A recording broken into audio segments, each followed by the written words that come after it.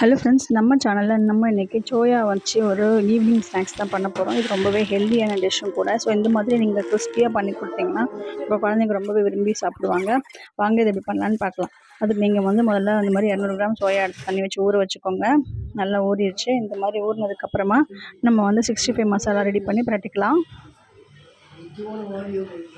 நல்லா புழிஞ்சு தண்ணி விட்டு எடுத்துக்கோங்க. தண்ணி சுத்தமாக இருக்கக்கூடாது. அப்போ தான் மசாலா நல்லா பிடிச்சி கிறிஸ்பியாக வரும். ஸோ அதுக்கு கொஞ்சமாக கார்ன்ஃப்ளவர் மாவு, தனி மிளகாய் பொடி, கொஞ்சம் கரம் மசாலா, அப்புறம் தயிர் போட்டு காஷ்மீரி சில்லி போட்டு நல்லா மிக்ஸ் பண்ணி வச்சுக்கலாம். ஸோ இந்த கலருக்கு மிக்ஸ் பண்ணிக்கோங்க. இந்த அளவுக்கு நல்லா கன்சிஸ்டன்சி நல்லா மிக்ஸ் ஆகணும். உப்பு தேவையான அளவு போட்டுக்கோங்க. கொஞ்சமாக இஞ்சி பூண்டு பேஸ்ட்டு, அப்புறமா கொஞ்சமாக இளஞ்சி பச்சம் போட்டு நல்லா நீங்கள் மிக்ஸ் பண்ணிக்கிட்டிங்கன்னா நல்லா வந்து மிக்ஸிங் நல்லா கோட் ஆயிரும். ஒரு 10 மினிட்ஸ் ரெஸ்ட் விட்டுருங்க. எண்ணெய் சூடானதும் கொஞ்சமாக நீங்கள் அதை சேர்த்து எடுத்திங்கன்னா ரொம்பவே கிறிஸ்பியான ரொம்ப டேஸ்டான சோயா 65 ரெடி ஆயிரும். இதுதான் நம்ம கடையில் ரோட்டு கடையிலலாம் செஞ்சு கொடுப்பாங்க. அதுக்கு நீங்கள் வீட்டில் செஞ்சு கொடுத்தீங்கன்னா ஹெல்த்தியாக இருக்கும். ஸோ இந்த ரெசிபி செஞ்சு பார்த்துட்டு உங்களுக்கு பிடிச்சிருந்தா கமெண்ட் பண்ணுங்கள். இந்த வீடியோ உங்களுக்கு பிடிச்சினா நினச்சா சப்ஸ்கிரைப் பண்ணுங்கள். நம்ம அடுத்த வீடியோவில் இதே மாதிரி பார்க்கலாம். Bye friends.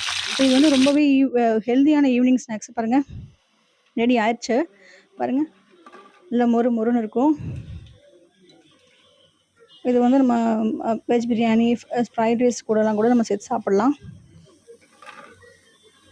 ஈவினிங்கில் இது மாதிரி பண்ணிவிட்டு கொஞ்சமாக ஆனியன் கட் பண்ணி வச்சு எலுமிச்சை பக்கத்தில் வச்சு கொடுத்தீங்கன்னா சாப்பிட்டுக்கிட்டே இருப்பாங்க. Bye friends, thank you.